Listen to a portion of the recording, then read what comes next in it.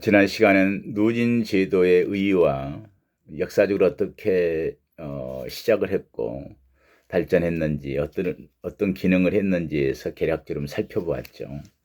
이러한 누진 처우 제도는 기본적인 골격이 보이죠. 뭐 1층, 1층부터 2층, 3층, 4층을 올라간다고 생각해 보세요. 열심히 계단을 따라 올라가요.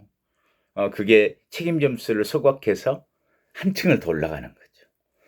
그러면 강제된 처우가 좀 완화되고 편의도 좀 제공되고 자유가 조금 허용되고 1층에 있다 2층 올라가니까 창문도 넓고 경치도 더 좋아 보이네요. 다시 2층에서 3층으로 3층에서 4층을 갔더니 이제 거기에서는 자유가 많이 허용되고 가석방이라는 집에 나가는 문과도 연결되어 있는 이런 건물 구조 같은 거죠. 누진 제도는. 이러한 노진 제도는 그런데 왜 문제가 있다고 생각이 되나요? 첫 번째는 어떤 수용자든지 형기, 그 사람이 범죄가 얼마나 진전되었는지, 개별 인격 등이 따로 파악하지 않아요. 기본적으로 물론 분류급은 두어요. 개선 가능하다, 곤란하다, 극단하다 어떤 틀은 주지만은 제일 처음에 들어오면은 모든 수용자가 1층부터 시작하는 거예요. 소위 최하위 계급에 일률적으로 거기에 편입되는 거예요. 그래서 일정한 기준에 따라서 진급시키기 때문에 언뜻 보면 평등한 게 맞는 것 같지만 개별 특성이 파악도 안 되고 그 사람의 정말 범죄성이 진전되지도 않은 어떤 단순 과실범까지도 모두 최하위급에 들어간다는 거예요. 그러면은 어, 어떤 부분이죠? 획일적인 처우가 되어서 우리가 말하는 현대 교정에 있어서의 교정 이념에 있어서의 개별 처우를 기하기는 어렵다. 이게 제일 큰 문제. 개별 처우가 기하기 어렵다.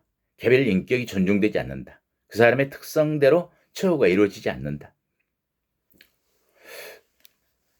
두 번째는 그때 누진 처우라는 것은 그 계급에서 그 계급들이 인정되고 계급에서 끝나기 때문에 수용자에 대한 처우가 입소에서부터 1층부터 4층까지 끝나는 거예요. 그래서 처우가 입소에서 출소까지만 고려되기 때문에 수용자들은 어떻게 하겠어요? 어떤 생각을 갖게 되겠어요?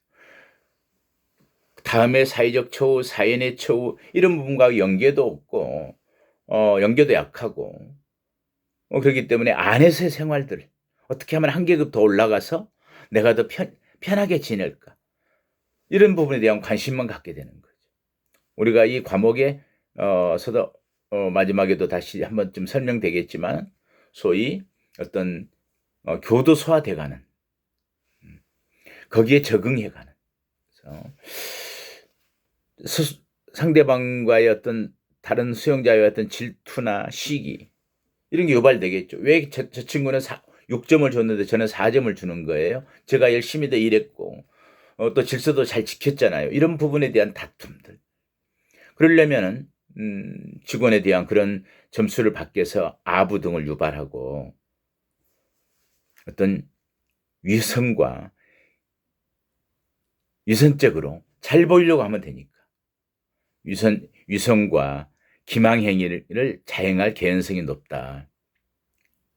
그래서 오히려 범죄성이 진전되지 않은 초범들 이런 수용자보다는 교도소를 자주 드나거렸던 사람들한테 더 유리한 그 생리를 잘 알면 어떻게 하면 점수를 획득하는지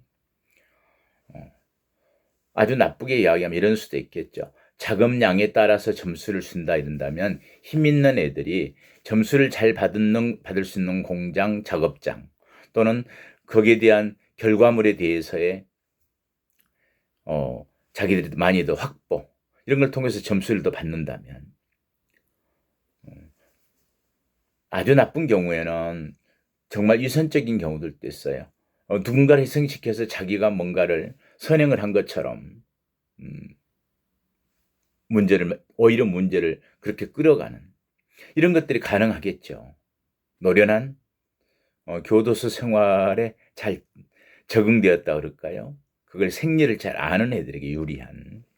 그래서 결국 수용자의 낮은 이기적 동기를 이용하려고 하는데 근본적인 잘못이 있다고 보여지겠죠. 그래서 시설 내에서의 우리가 행장이라고 하는 거, 시설 내에서의 행위나 그런 점수들, 그런 행장의 양부가 좋고 나쁨이 실제적으로는 사회복귀의 성공과 실패, 사회복귀를 잘하는 것과는 무관하게 운영될 수 있다. 세 번째, 이제 계급을 이야기하다 보면 그래요. 계급에 의한 처우의 필요 때문에 상대적으로 최하위급에다는 불리한 처우를 받게 돼요. 상위급으로 갈수록 처우를 완화시켜 주려면은 반대로 이야기하면 어떻게 되겠어요? 최상위급의 가석방 연계시키고 그다음에 그 다음 단계에서도 많은 자유가 허용되고 또 뭐 편의가 제공되는데 점점 그것이 더 좋지 않은 처우를 강제해 두어야 최하위 등급에서는 모든 것이 강제되어 있어야 자유가 허용되지 않고 최대한 어떤 부분에 대해서 억제되어 있는 상태에서 조금씩 풀어줘야 되기 때문에 오히려 그러기 때문에 최하위급에서는 불리한 처우를 정하고 그런 불리한 처우를 받게 되는 거죠. 이러한 계급 구조의 형식성 또는 고정성은 오히려 교육적 처우 방법을 어렵게 하게 되죠. 결국 누진 제도의 이념과는 달리 기능적으로 정태적으로 운영된다. 계급에 대한 고착성. 아무튼 계급만 올라가면 되기 때문에. 그래서 어떤 교육이 그 사람에게 적합하고 이런 부분하고 관련이 안 되는 거죠. 네 번째는 사실 누진 계급이 최상위급에 가면 가석방과 연계시켜야 한다. 물론 우리나라가 있어도 누진 제도를 계속 적용했을 때 최상위급은 가석방에 유리한 건 맞아요. 우량수이기 때문에 모범수다라는 부분 때문에 가석방에 유리하게 할 수 있지만은 실제 운영하는 데서는 연계되지 않는 부분이 너무 많아요. 최상위급에 가지 않아도 가석방을 나갈 수가 있는 경우가 있어요. 현재 그 당시에도 어떤 거냐 뭐 범죄성이 진전되지 않았고 범죄 자체가 피해가 경미하고 하는 과실범죄 등에는 빠른 시간 내에 우량수로 1급으로도 진급도 하지만 일정 기간에 자기의 형기에 대해서 많은 율을 집행하게 되면 1급이 되지 않아도 심하게는 3급이어도 또는 2급과 2급에서도 가석방이 다 되는 거죠. 그렇다면 그 제도의 설명과는 맞아떨어지지가 않지 않나요?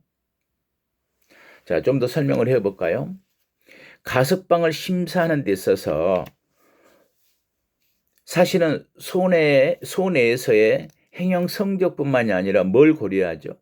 기본적으로는 형법상에는 가석방을 할 때는 뭐 형기의 3분의 1 이상을 경과할 것, 벌금이 없을 것, 재범의 우려가 없을 것 이렇게 돼 있지만 실제 적용할 때는 어떤 지침에 따라서 하는데 가정 환경이나 어떤 살아왔던 환경들이 가정 환경이 좋지 않다.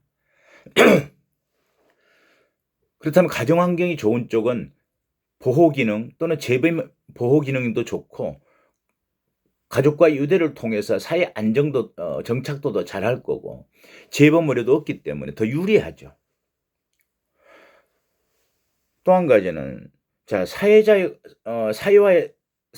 어떤 지역사회의 감정이나 피해자의 감정 등 그런 사항까지 다 고려한단 말이에요. 가석방을 내보낼 때는 피해자의 감정이 완화되었거나 해소되었을 것 이런 부분들이 굉장히 중요하죠. 왜 벌써 그 사람이 우리 사회에 나와야 됩니까? 하는 불만이 사회로부터 없어야 되잖아요. 그러려면 기본적으로 피해자 감정이나 그 지역사회 감정 같은 게 필요하다. 근데 이런 부분들 어떤가요? 본인이 안에서 열심히 한다는 것과 상관이 있나요? 그건 그렇지가 않죠. 그래서 수용자가 좌우할 수 없는, 자기 스스로 그걸 바꿀 수 없는 그런 요인들에 대해서는 안에서 열심히 노력하고 좋은 성적을 올려도 그것만으로는 가스방이 되어서는 안 되고 되지 않는 거죠. 가스방 시킬 수가 없는 거죠. 1급으로 갔다고 하더라도 우리나라에 어떤 경우까지 있나요? 현재로서는 성폭력 사범도 제한적인데 거의 제외되고 있고요. 가석방을 안 내보내고. 우리나라에서 가석방이 제외되는 범죄로서는 조직 폭력, 조직 사범들, 마약 관련 사범, 영리약취 유인 이런 부분들은 아예 가석방에서 제외시키는데 이 사람들이 생활 안에서 잘해서 최상위급이 갔다 한들 가석방하고 연계되나요? 또 그것도 아니잖아요.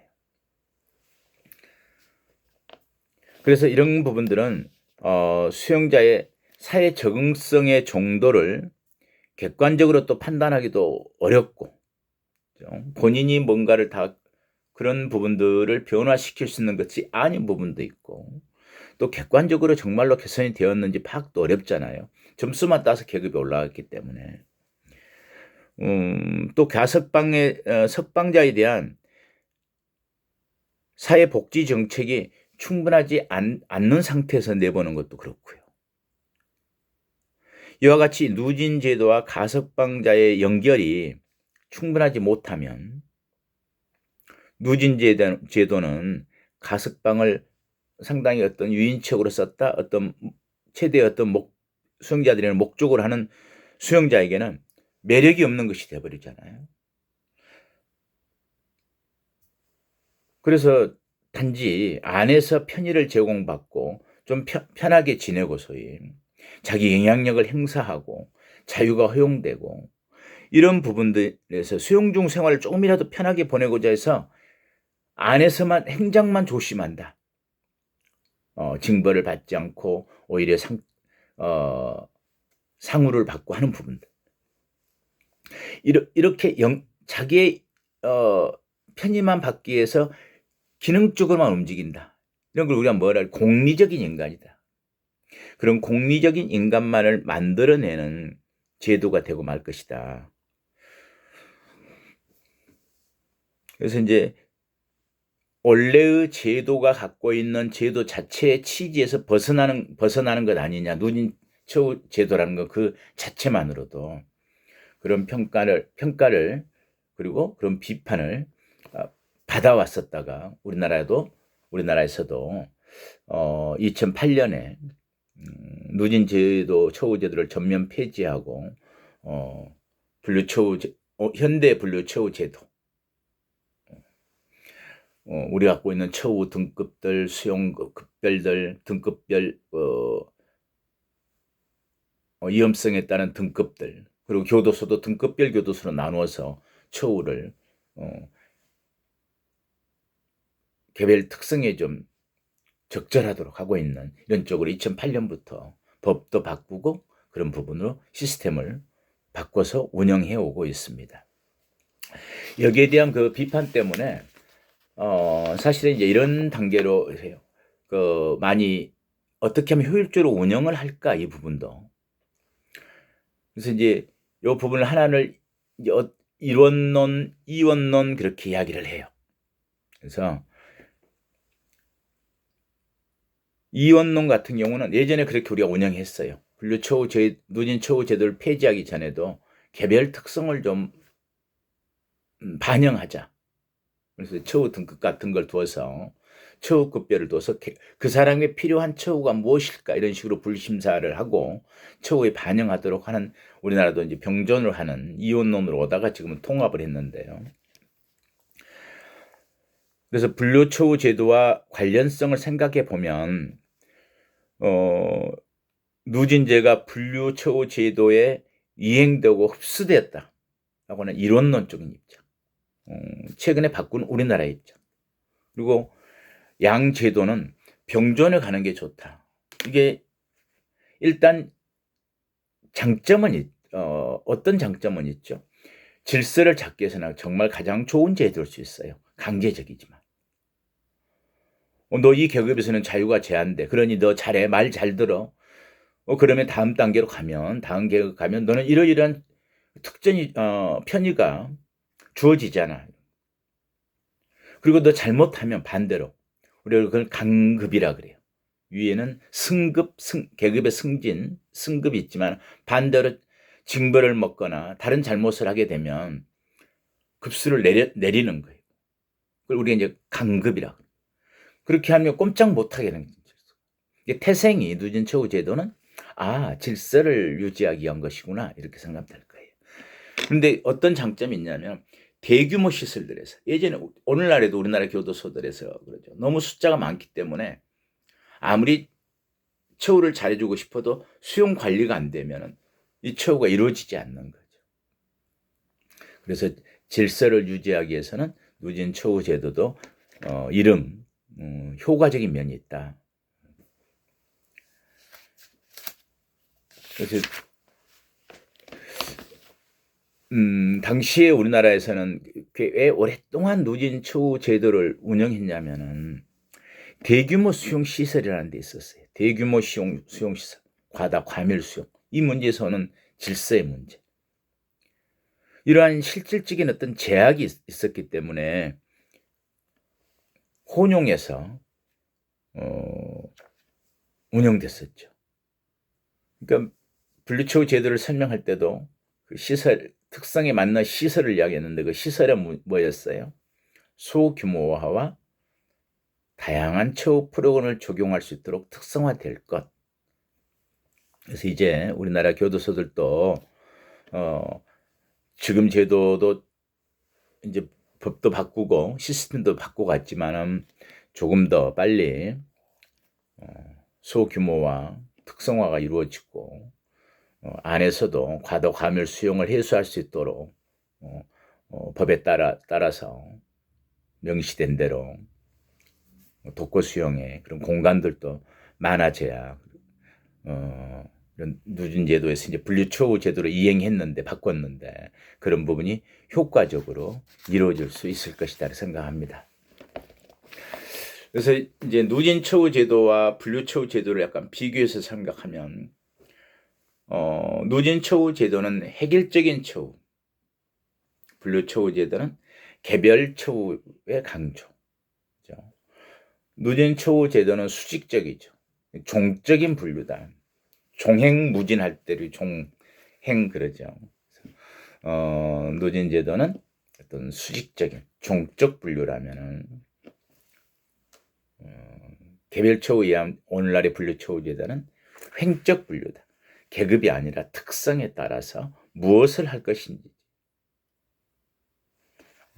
그렇게 나누어서 설명해 볼 수 있겠습니다. 이제 누진 제도는 충분히 이해가 갔으리라고 생각합니다. 누진 제도도 물론 분류죠. 근데 보다 개별 처우를 위한 게 아니라 질서와 통제를 위한 거고 그건 수용 관리를 위한 어떤 오늘날의 행령에 비하면 보다 더 소극적인 분류로 그렇게 이해할 수 있습니다. 다음 시간에는 단계적 처우 제도를 설명할 건데요. 그 전에 좀 딱딱할 것 같아서 최근에 교정과 관련된 어떤 이야기를 한두 가지 하고 넘어갈게요. 3월 23일자 조선일보 내용인데요. 장관이 청송교도소를 갔나 봅니다. 법무부 장관께서. 근데 청송은 알다시피 굉장히 규모가 큰 교도소부터 해서 직업훈련교도소까지 4개의 교도소를 그 면적 거의 한 80만 평에 설치되어 있는 곳이에요. 그런데 이번에 장관이 거기 방문을 했더니 청송군에서 다른 데는 다 자기 지역에 교도소 오는 걸 꺼리는데, 소위 우리가 님비란 말도 하잖아요. never in my backyard, not in my backyard 이런 표현들 하죠. 그런데 청송에서는 교도소 하나 더 지어달라고 요청한 거예요. 여자 교도소를. 여자 교도소는 없거든요. 청송에는 4개 교도소가 있는데 제1교도소는 일반적인 교도소, 제2교도소는 여러분들이 다음에 경비 등급에서 공부하게 될 중고급 교도소, 어떤 면에서는 초중고급 교도소, 우리나라 유일하게. 다음에 이제 하나의 교도소는 무기수, 장기수, 아직 남아있는 일부의 감호자들을 수용하는 제3교도소, 그리고 직업훈련 교도소가 설치되어 있어요. 그래서 청송군에서는 여자 교도소도 하나 있었으면 좋겠다. 그렇다면은 거기 근무하는 직원들도 여성 직원들 비율도 높아질 거고 뭔가 그 지역 사회도 도움이 될 것 같다. 그런 의미들고 생각하는데 가장 중요한 그거예요.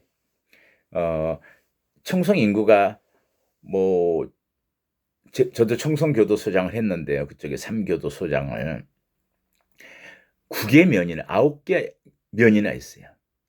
한 군에 하나의 읍과 8개 면이겠죠.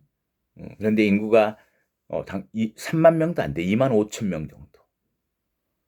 갈수록 인구는 줄어들고. 그래서 인구 소멸에 대응하고 지역 경제를 활성화하겠다는 생각으로 교도소를 하나 지어달라고 한 거예요. 여자 교도소를 지어달라. 그리고 또 법무연수원 청송 캠퍼스가 하나 왔으면 좋겠다. 일리는 있어요. 법무부에서도 교정당국에서도 그 지역 우리나라에 한 54개 교도소에서 제일 교도소가 많고 우리나라 교도소 교정기구는 교정본부와 4개 지방교정청으로 운영이 돼요. 근데 수도권에 있는 서울지방교정청은 서울과 수도권 경인지역 그리고 강원도까지를 포함하는데 여기는 주로 그래도 구치소들이 많아요. 대부분의 서울이나 수도권에는 큰 구치소들이 많죠. 교도소, 안양교도소, 남부교도소를 빼면 나머지들은 전부 구치소 기능들이에요. 그런데 교정시설 중에서 교도소가 가장 많은 곳은 대구 지방교정청. 저기 진주부터 지금은 이제 마산이었는데 이름이 바뀌었죠. 창원, 부산구치소, 부산교도소, 뭐 울산, 또 오면 이제 대구, 안동, 그리고 청송에 4개. 굉장히 그 지역도 광범위하고 교정시설 숫자도 많기 때문에 일리가 있는 이야기죠. 청송 캠퍼스도 좀 지어주고 직원 숙소도 우리는 이제 그 교도관 숙소를 말하는 거죠. 관사라 그러는데 그게 거의 저희 수단 1200세대 정도가 시설 내에 있었어요. 근데 이제 청송에서 요구하는 것은 시설 밖에도 숙소를 더 지어달라, 아파트를 지어주면 지역 경제가 활성화되지 않겠느냐. 그래서 그런 부분이 된다면은 어찌 보면은 종합 교정타운이 형성되고 인구가 소멸되는 것도 막고 지역 경제도 활성화시킬 수 있겠다. 일리가 있는 이야기죠. 우리는 거의 대부분 반대를 하고 있는데 우리나라에서 유일하게 반대가 가장 적게 지어진 교도소가 아마도 영월교도소 쪽 인구들이 감소하는 지역들. 물론 최근에 지어진 교정시설들은 구치소나 교도소가 없어서 경찰서의 유치장이 과밀 현상을 보이는 것들을 주로 지었어요. 저기 상주, 속초. 근데 몇 년 전에 이제 제가 법무부에 있을 때인가 그 전엔 아마 좀 꽤 오래됐네요. 벌써 몇 년이 아니고 10여 년 전쯤 된 것 같아요. 일본에서 교정시설 하나를 짓겠다고 그러니까 5개 지자체에서 서로 자기에게 달라고 한 거예요. 방금 이야기했듯이 인구가 줄어드는 곳, 인구가 소멸되어 갈 만큼 줄어드는 지역에서 경제도 활성화시키고 인구도 늘릴 목적으로 교도소를 우리 지역으로 보내주세요. 핀피죠. 그럴 때는 Please in my front yard. 미국에서도 당시에 마찬가지 그런 현상들이 있는 거예요. 그런데 일본은 전략은 참 좋은 것 같아요. 그 지역에 있는 그 지역의 수용시설이 교정시설이 들어오면 그 교정시설이 갖고 있는 수용 정원이라 그러죠. 정해진 숫자가 우리가 정원. 대한민국의 교정 정원은 현재 48,600명. 그런데 일일 평균 수용 인원, 현 수용 인원은 54,000명. 그런데 이제 수용 정원을 그 교정 시설이 갖고 있는 수용 정원을 그 지역의 인구로 잡아주는 거죠. 일본의 경우에. 그러니까 그 주거지가 아니라 거주지인데 거주하는 개념으로 해서를 그 지역의 인구로 편입시킨다면 뭐가 가장 좋겠어요? 우선 지자체별로의 예산을 많이 확보할 수 있겠죠. 중앙정부로부터의 인구의 유입 효과를 갖게 되는 거죠. 한번 검토해 볼 만한 일이 아닌가 싶은 생각도 듭니다.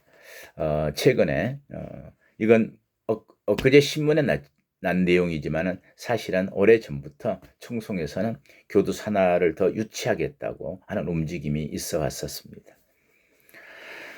자, 좀 쉬었다가 다음 시간에는 분류처우 제도와의 관련성이 높은 단계적 처우 제도에 대해서 이야기를 하도록 하겠습니다.